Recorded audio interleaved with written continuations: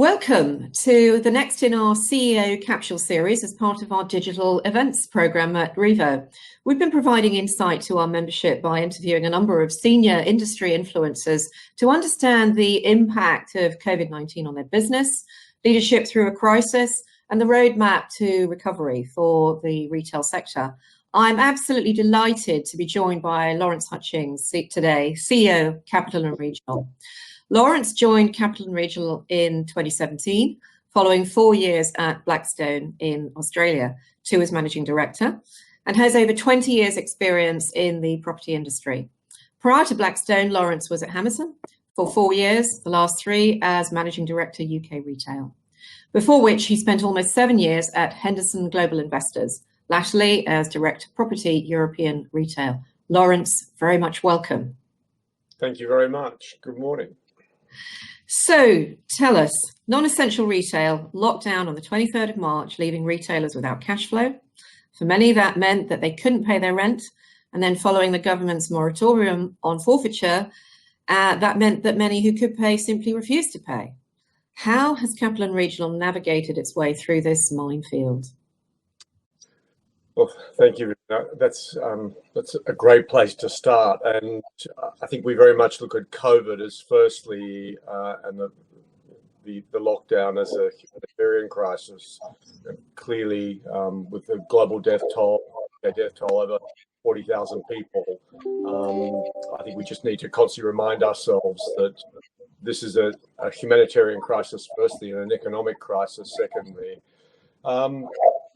I've been in this business for 30 years, and if anyone said to me before this crisis that wake up one morning and collect 30 or 40 or 50% of our rent, I would have found that very, very difficult to believe. But I think it's fair to say models were set up to withstand the pressures that we're now seeing. So navigation's a very interesting way to put it, and I think very appropriate. And for us, the first step really, and it was very interesting, Vivienne, but it felt like this storm cloud coming towards us from Wuhan and then northern Italy, France, and Spain. And so it wasn't as though we didn't have any warning. We had a limited amount of warning, but the first step was really our staff, their welfare, the welfare of the people on site, communities that we serve. We have 7 communities throughout the UK. 3 of those are in Greater London. So it's really about what do we need to do to ensure the safety of our staff. So clearly, working from home, is the infrastructure in place. We managed to procure laptops to allow everybody to have a laptop to work from home. That required about 15 or 20 laptops. So it wasn't a huge number, which was helpful. We've done a lot of work leading up to that, thankfully, in terms of our working from home infrastructure, IT infrastructure. So that was helpful. And then secondly, on site, we were able to mobilize very quickly and ensure that our essential use stores, which are clearly played a very critical part during the lockdown, that they were able to open, people could access them safely. And that required additional cleaning regimes, additional security regimes. So yeah, it was a very busy period. And of course, we hit the quarter date on the 24th. Yeah, indeed. Well, I mean, tremendous. I think the industry has really risen to this challenge to protect members of the public, staff, and to give confidence. I think it's a real credit. But we're having this conversation a week to the day that Intu called in the administrator. Oliver Shah talked in the Sunday Times last week about property companies staring into the abyss. Over the last 10 years, retail property has been through extraordinary change and survived, recovering from collapse of names like Woolworths and MFI, and then the steady rise of internet sales taking market share. So is COVID the next in a line of shocks for retail investment that the industry will see its way through? Yeah, I feel very confident about the future of the industry.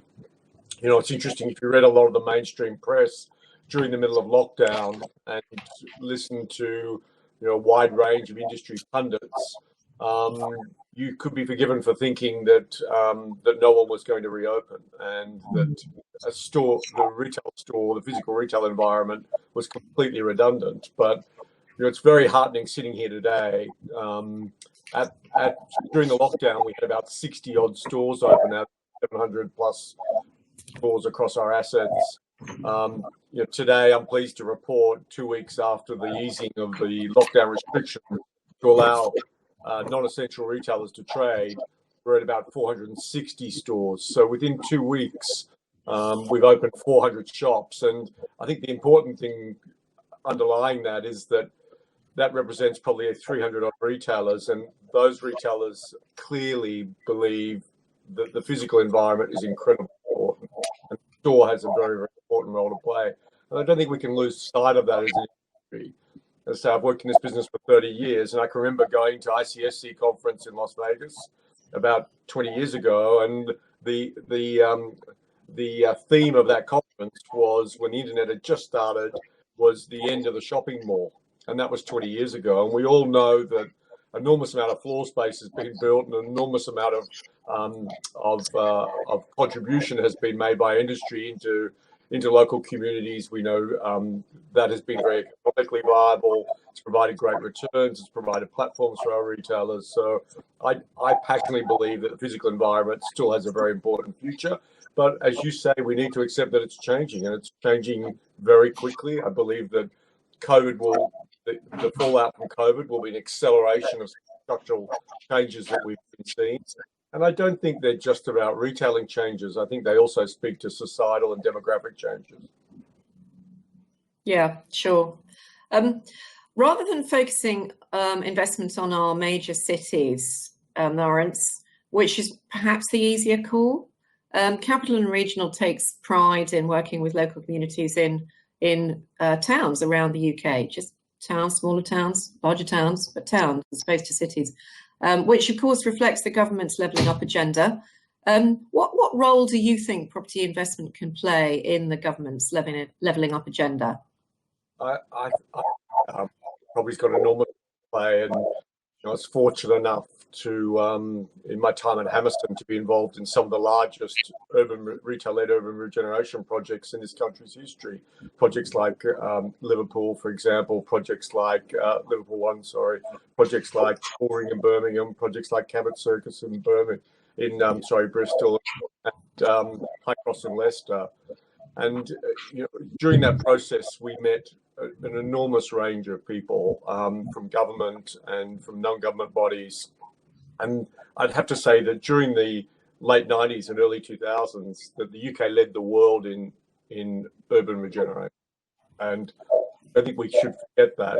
This country really understands what the critical ingredients are to regenerate a town or a city. And the principles are the same. Scale is different, but the principles are the same. And the built environment plays an incredibly important role. And I never forget during that, in the battle for Croydon, when I was working for Hammerson, and we were sort of battling with Westfield, and I sat down with John Rowell, Chief Executive of Croydon Council, and I said to him, "What's your number one priority, John, as Chief Executive of Croydon Council?" And he said, "To bring people from the edge of society to the city." And I said, "What does that mean, John?" And he said, a decent house and a decent job, and a town centre that they can be proud of."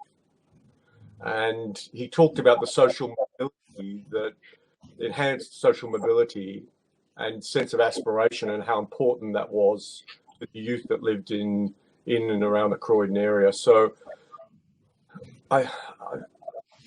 sometimes when I start talking about this, people say, "Well, hang on a second, it's all about making money." At the end of the day, the thing I'm proudest about the 10 years I spent on the Bullring in working for two companies, we created 3,500 jobs. And 84% of those jobs were people who were previously unemployed. And almost 90% were from the most deprived wards in and around that city. And so I think we've got a enormous role to play.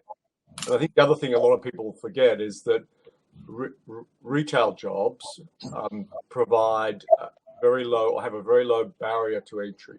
So you don't need a degree to start in a store. But the other thing is retailers are fantastic at training people in their jobs. And the example of that is that you often see the chief executive of a retail company is someone who started in the store when he was 16 or 17. So I think there's a lot of evidence of that around the world. So we can't forget how important those retail roles are and the basic skills they teach people, whether it's about communication and selling things, whether it's about product understanding, whether it's about management and leadership. Because I started life at a retail store. I was 23 and had 7 staff. You know, it's an incredible when you think about it. So yes, I think there's an enormous role to play, and I think there are huge challenges as you move down the scale from a Birmingham or a Leicester down to Blackburn or a Preston or any of these places, and it's an economic challenge, and that's where I think government's got a very, very important role to play. Mm-hmm. Yeah, indeed. I worked in a shop as well, so I had my retail experience. But I suppose the fact is that the press sympathy sits in the popularist pro operator camp, and yet you've talked about all the good that the industry does. What does commercial real estate need to do to be recognised in the public mind as a force for good? And you know, I think it's once again that populist view has come to the fore during this crisis, and there's a really unfortunate caricature of a commercial landlord, and that's someone who is incredibly wealthy. It's private family money. It's been handed down through generations. Effectively, the old term would be the gentry. And I think nothing could be further from the truth. I the privilege to lead a company. We're listed. We're a REIT. The vast majority of our investors, are representing pension funds, and they're representing millions of small pensioners. So really, I think the caricature is so out of date, landlord, if I'm frank with you, and I think that's been a great source of frustration. Honestly, our largest shareholder is South African, so South Africa's a third world country, and basically we're managing money on behalf of pensioners from a third world country. It's one of the great things about the UK is the sources of capital are global, but by far and large, the majority of our investors are a pension, ultimately traced back to pension and small pensioners. And that's a message we really need to be communicating strongly, isn't it? I think very, very strongly, and I think it's just disappointing. It's an us and them. So, it's also the caricature is it's us and them, and we talk a lot about partnership. I must be really honest with you. I'm not a fan of the word partnership. I think our retailers are our customers, and that's the way we treat them. The reason I don't like the word partnership is that retailing is fundamentally a business about buying and selling. And location is important when it comes to stores. However, that is not the defining factor. And we have no say, thankfully, in the things that are bought and how they're bought and the things that are sold, fundamentally. So we like to view our retailers as customers. We provide a service and a product, and that product is floor space, and that service is all the things we put around it. And I'm very clear on that view, but yeah, unfortunately, you're right. And there's the caricature of the large landlord and small tenant or retailer. I don't like the word tenant. And then the caricature of, as you mentioned, of the imbalance in that relationship, and therefore that in some way that has to be driven by conflict, which is, from our perspective, really should not be the case.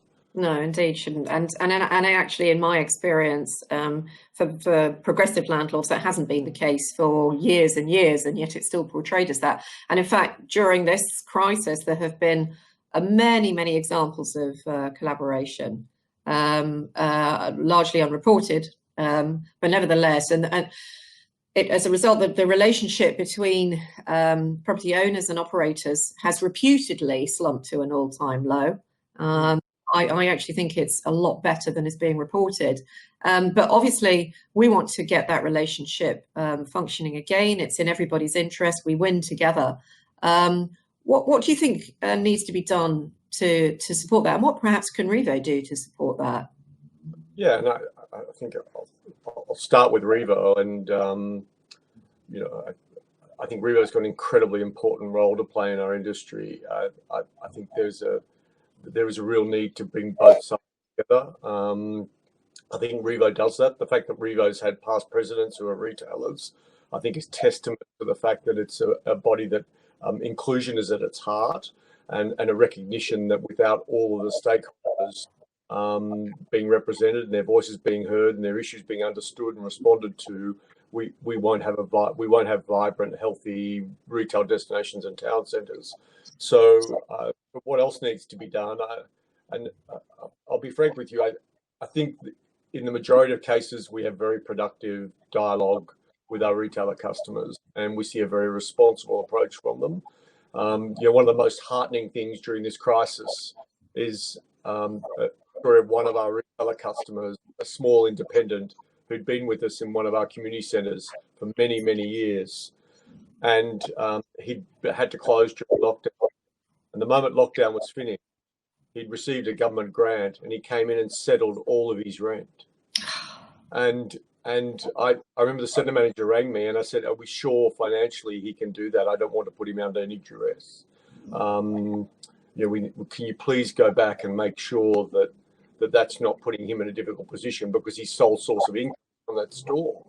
And many of our retailers are in that position. We have a lot of independents, and we're very proud of that. We'd like to find and grow more of those people. But on the other hand, Vivienne, and to be really frank with you, we have well-capitalised businesses where CEOs pay themselves £18 million a year, who have traded throughout the lockdown and haven't paid us a cent in rent or service charge. Yeah. And, frankly, if you go back to a humanitarian crisis, I think that's appalling. And because very simply, we want to help the small independent people who are solely relying on a single shop as a source of income, and our ability to do that directly relates to the people who are open and trading and should be paying rent, because that allows us to help these smaller independent people. And it's just unfortunate. So therefore, I think there does need to be a better coming together of our retailer customers and ourselves, our industry. I think we need a clearer understanding of each other's pressures, and underneath it all, a recognition that for physical retail environments to be successful, we need to be well capitalized and financially viable, because otherwise we can't invest. And we've all seen the byproduct of not being able to invest. A holding pattern in retailing, it doesn't matter whether you're a retailer or an owner of a retail destination, a holding pattern is a regressive pattern. You'll go backwards. So I think, and for a business, that's deadly, because salaries go up every year, costs go up every year. So if top line revenue is falling, that's an enormous issue for a retailer, but also for an owner of retail destinations. So I think there needs to be intrinsic understanding that we both need to find a way to make this work. It is more challenging, there's no question, but it's not beyond. I don't believe it's not beyond our capability to as you say, navigate find a way through this that respects the fact that retailers are under more financial pressure, but also respects the fact that owners of these destinations are under more pressure as well. So, I feel at times during this process, I've seen, once again, I've seen it before, an attempt to transfer wealth from one balance sheet to another and transfer risk from one balance sheet to another. And I think we need to move beyond that, to be frank with you.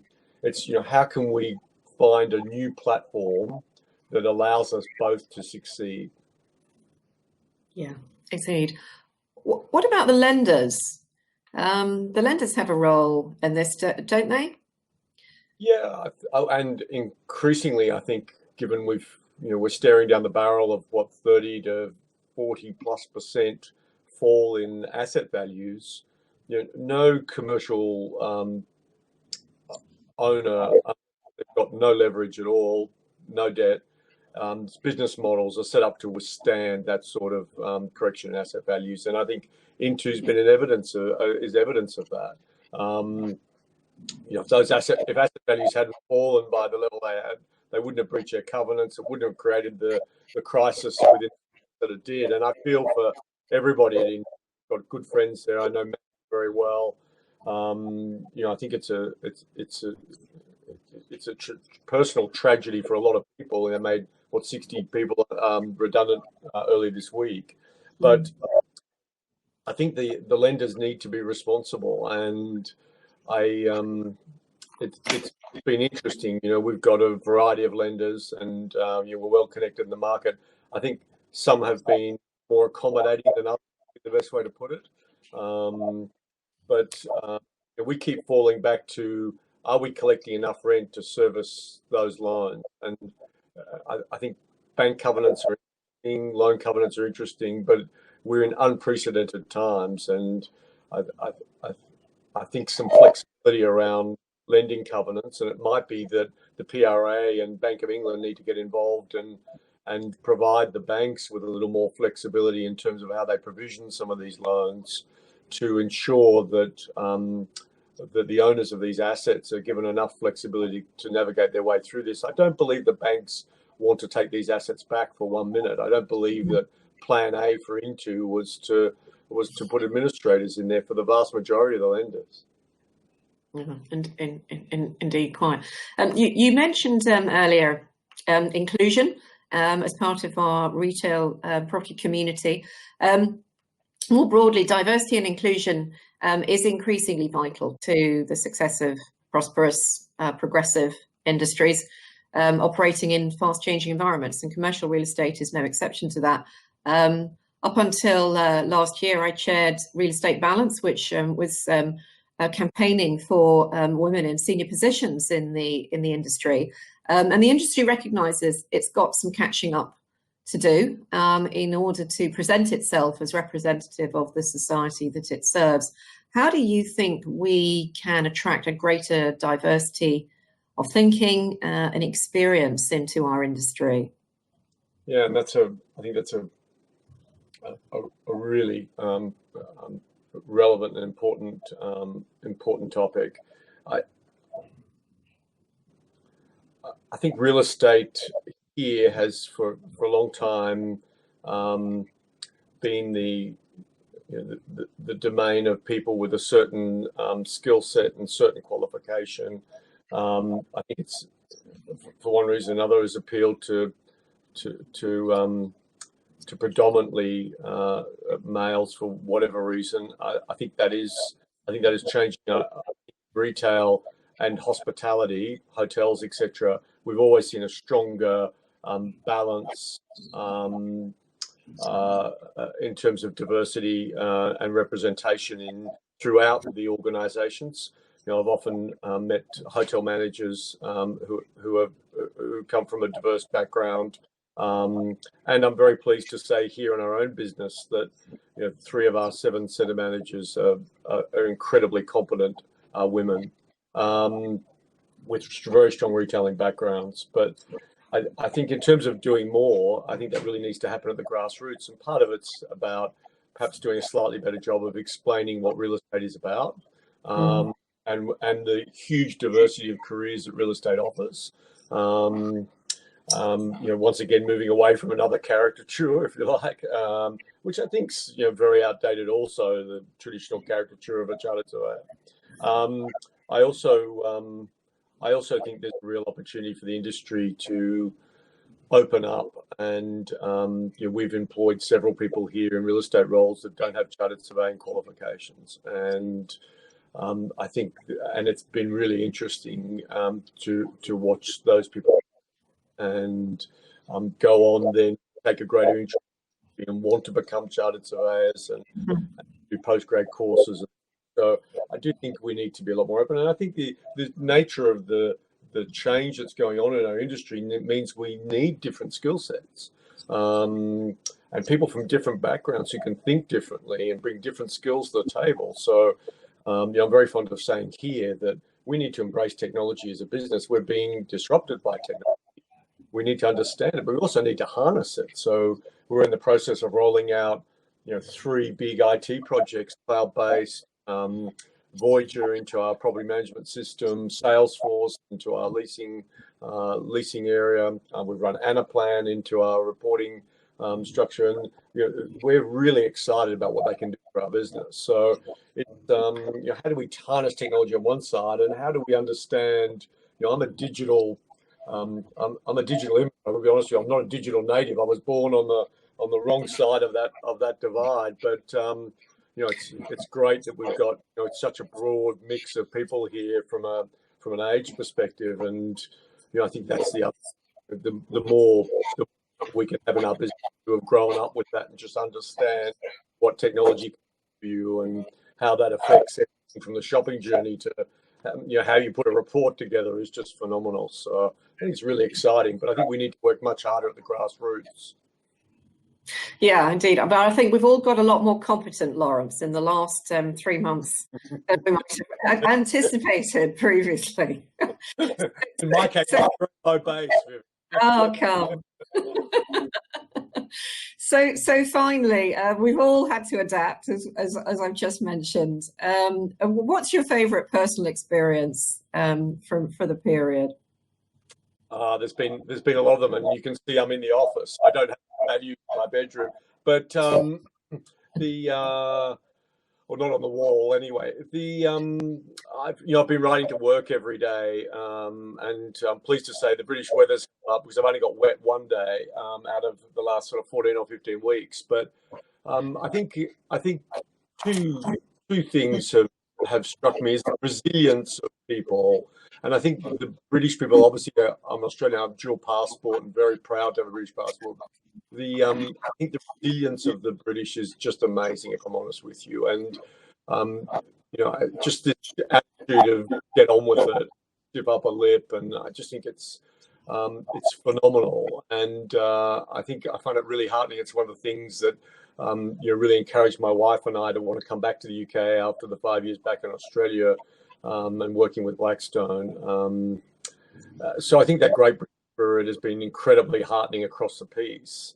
But also, I think the thing that's really struck me riding to work every day, we live in Hackney and I ride to Pimlico through the West End, is to ride through Covent Garden at 8 o'clock on a Thursday night in summer and there's no one there. And it just, if you need a reminder that there's something wrong, effectively, that's been a really poignant reminder every night for me is there's something wrong. And yet at the same time, how well everyone's responded to something that we've never experienced before.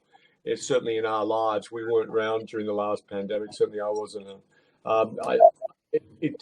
So I think that's been the most heartening thing. It's not so much an individual, although I could cite a few cases. It's just been I think the collective responsibility and the caring, even our local community where we live, the little acts of kindness. And I think communities become, we always knew it was important. It's become a lot more important. And I think that's a fabulous thing. And I'm hoping that's something that endures on the other side of this. And that's something we take with us is how important local and community is. And, they say about London, it's not a big city, it's a series of towns. And I think, living in London and being a very, very proud Londoner, I've never felt more that way than the last 15 weeks. Wonderful. That's a terrific warm note to finish on, Lawrence. Thank you very much. And thank you to everybody for listening in. Thank you. Bye-bye. Thank you, Vivienne. All the best. Bye.